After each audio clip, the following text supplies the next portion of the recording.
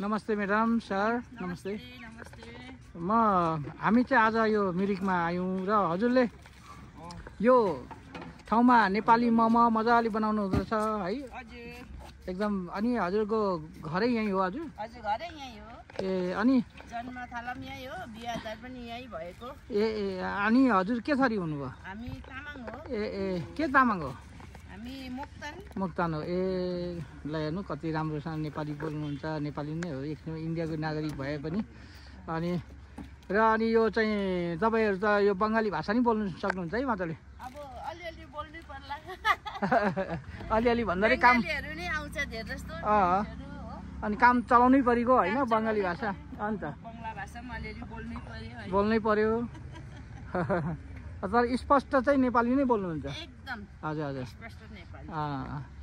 यो दार्जिलिङकै यो के भन्छन् बेङ्गलको चाहिँ यो डिस्ट्रिक्ट दार्जिलिङको मिरिक है हजुर यो के भन्छ यो बेङ्गलको चाहिँ डिस्ट्रिक्ट दार्जिलिङ होइन र अनि मिरिक चाहिँ ए डिस्ट्रिक्ट दार्जिलिङ मिरिक चाहिँ एउटा बस्ती ए हजुर हजुर यहाँबाट लगभग नेपाल जानलाई कति एक घन्टा लाग्ला है आधी घन्टा ए अनि भनेको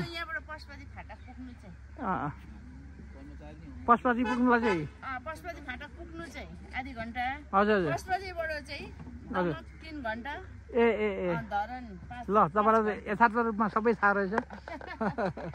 अनि दमक धरन डुलिसक्नु भयो होइन मेरो अन्त दाइहरू हुनुहुन्छ नि त दमकमा ए ए अब